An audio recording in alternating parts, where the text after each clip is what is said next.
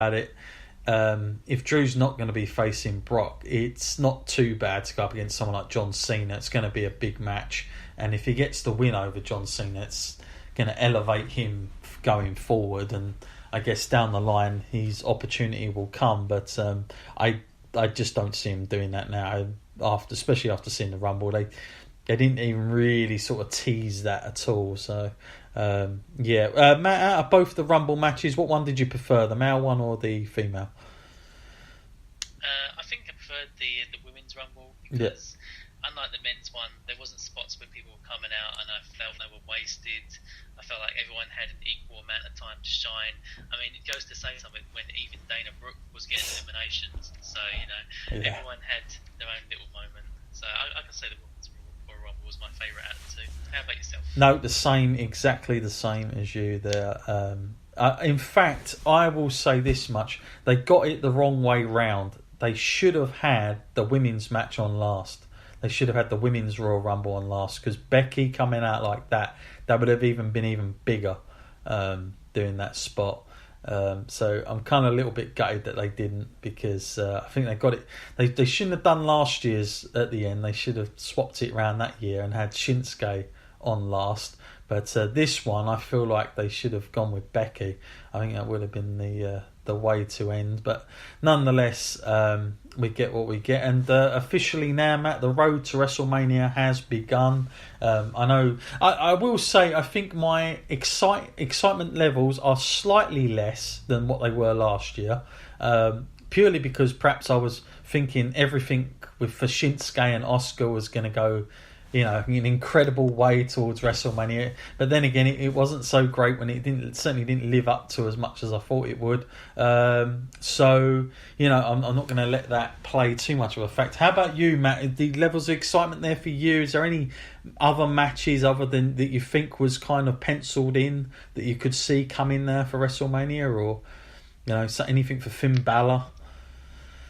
Yeah, I think the excitement's there because although the road to WrestleMania has begun, we don't really know any of the details. It's still pretty open. We don't even know under what circumstances these matches are contested in, triple threat, single match, who's choosing what opponent. It's all still pretty up in the air. And also, like you referred to earlier about John Cena and who his possible opponent will be, is now into the spot where Undertaker used to be, where whoever fights John Cena is quite a special slot in the night, because he's a part-time guy now who, if you're a wrestler and you get to fight John Cena, someone who Vince McMahon has proclaimed the greatest of all time, you know that you've arrived in WWE, that you get that honour. So, all these kind of things go together to create an anticipation. And hopefully, as Elimination Chamber progresses, we'll get some more details about qualifying matches, perhaps, for who might fight the title contender that hasn't been chosen by Seth Rollins, if that makes any sense. Yeah, absolutely. Well, let's just going to go through a little bit of news that was coming out, a few emails as well.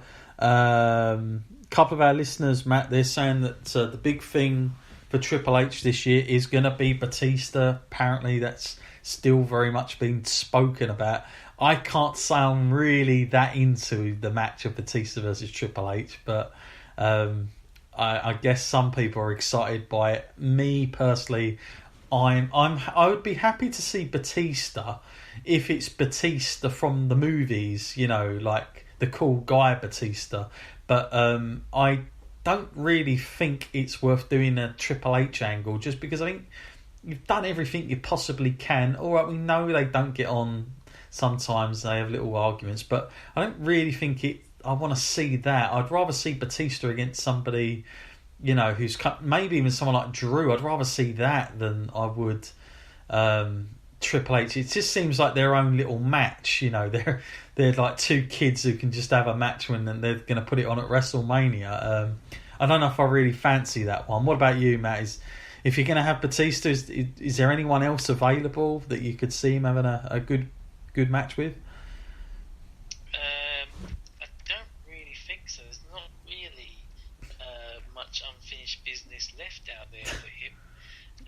Especially coming back, he always seems to come back as a heel. Maybe it's because the crowd reject him and that. But even if he gets this match versus Triple H, that's not sure that's something the fans are going to receive very well, because people love both those guys. I don't want to see it personally. I'm done with it at this point. I think if Batista's going to come back, I'd rather see it where it's going to enhance somebody coming up, not really a Triple H bout. It's not a dream match for me at all. It's not even like Sting versus Triple H. It's just, I have nothing really for that. So, but yeah, he has been spoken about a lot. Couple of other little notes here as well. There was Chris Jericho took a few swipes, Matt, on the Twitter. I don't know if you saw any of these tweets that came out. Chris Jericho. No, didn't see that. No, he made a couple of the first one was about we're not just going to pick anybody up from WWE. We're only going for the absolute best. So don't think we're getting Zack Ryder. Don't think we're getting. I think it was like they were referring to the Revival. It's a really odd text, but they said we're in talks with only the biggest stars, and he just kept referring to that. And then he took a swipe at Brock Lesnar straight after the match, saying somebody needs to get rid of their gut. Meaning Brock Lesnar. I thought that was very odd. And Jericho's really in full war mode here at the moment. And interesting that he said they're not just going to pick anybody up. And he also took a pop at TNA and Ring of Honor, Matt, saying that they can push these nobodies as much as they want. We're only still going for the very best. So that was very interesting. Some of the stuff he was tweeting. And also a little note that an AEW, somebody wearing a T-shirt was asked not to wear it. Matt, we see people in Bullet Club T-shirts all over the freaking place, and I think they'd have a real problem in their hands. But I've seen people in WWE events wearing TNA T-shirts. I've seen people wearing, Ring of Honor sometimes. Is it odd that WWE are really taking a huge stance with this very early on, before even anything's even happened with AEW?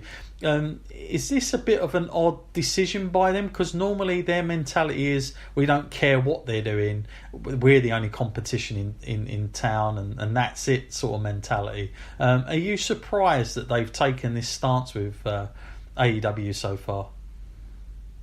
Yeah, it is a little bit surprising. I mean, usually they are a lot more relaxed, and they know they're the biggest dog in town, so they don't really have too much to worry about. I feel like maybe it's because they assume that if groups of fans come in like that and it's a large enough group, it could be considered like a rebellion, or it could progress, and then it could become a thing where like people start giving printed T-shirts out, and if they don't like the outcome of a match, on kind of T-shirt, it's not exactly something you need to escalate, because it could really fast, considering it's all over the news right now. I'm sure like they'll relax in time. It's just because AEW is so all over the news now. Yeah. It's just everywhere you look.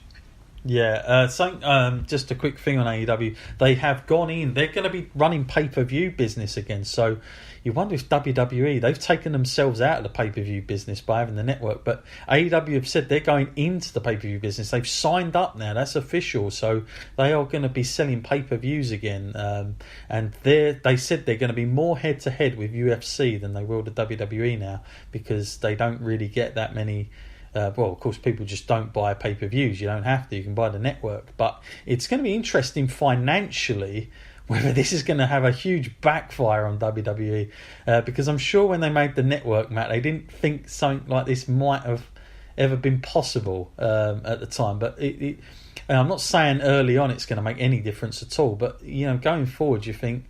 blimey, they're going to make probably more money out of their events than what probably WWE might end up doing. It's an odd situation here, but obviously, and also it's the other thing that's been very noticeable is Vince apparently has been saying to all these talent that once they get onto Fox, there's going to be a huge pay increase on his talent. Matt, they seriously don't want to lose talent to AEW, and for good reason, because if they get one talent that fans follow, that's it. They've kind of given up, and they've given them somebody that's known, and it's only going to take one, isn't it, to go over there.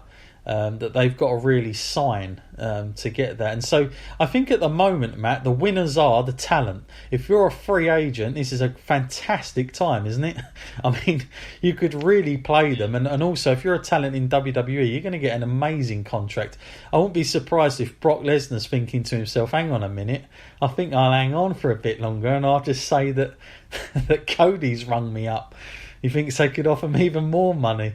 So, yeah, very interesting times, but a great time to be a talent because now you get, you've really got freedom to sort of go and have your craft elsewhere for also a decent amount of money, if not a little bit more, apparently. So, interesting. And Matt, of course, Jack Swagger also wins. Have you seen that fight yet, or have you not had time to see it? No, well, obviously the Royal Rumble weekend is a hectic one. Crazy amounts of things going on. It's one of the things that has slipped my notice so far, but I'll catch up with that sooner or later. Yeah, definitely watch the entrance. It's very interesting rapping from R-Truth. Very interesting clothing he was wearing as well.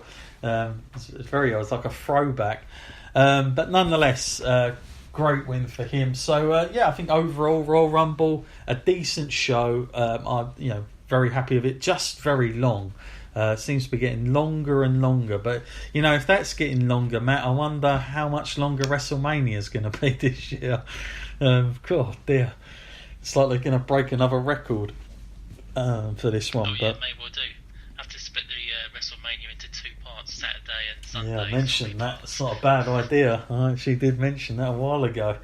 But we'll see. So of course, Monday Night Raw tonight should be very interesting. We know some people are already confirmed. Not sure if Brock's there, but I'm sure Paul Heyman will fill in the gaps anyway if he's not. But we do know Ronda Rousey will be there. I'm sure they'll be hoping to keep it going on fire. The problem is, Matt, sometimes you get back onto Raw, you think, they should really be pushing with things. The momentum's there and it goes flat again. I'm hoping that's not the case and that there is a decent establishment here towards WrestleMania now, and they build up some good storylines. But the problem is you've got, is it like two events now before the actual pay-per-view, before WrestleMania, I was hearing as well. So that just doesn't... it was last year, wasn't it? What was it? Elimination Chamber? What's the last one? Roadblock or something? Yeah, it's just too many for me. I think they should just have one in between that, because it means you've got to build those ones up, and then you only get like 3 or 4 weeks before WrestleMania. Then I just think it used to be better when it just used to all be about WrestleMania, rather than having these shows, and then you can do more on Raw and SmackDown, but. Blimey, we've got a few to go then. It's going to be an interesting road. We'll try and keep up on that as much as we can go, as we always do on the podcast. Don't forget as well, next week I think it's Worlds Collide. That's going to be airing on the network as well. And don't forget to check out the episode of 24. Very worth a watch there into everything. Thank you as always, Matt, for coming on the show and giving us your thoughts. To review the Royal Rumble, one of my personal favourites throughout the year. Yes, I can't remember what number this is that we've reviewed of the Royal Rumble. I think this might be our 4th or 5th. I'm not sure, but we've done a few of them now. And I've got to say, for 2 years running, Matt, they've been good. We're on a streak. It's picking up. Yeah, they are. Until next time, folks, I've been John Scott, he's been Essex, and we'll see you soon.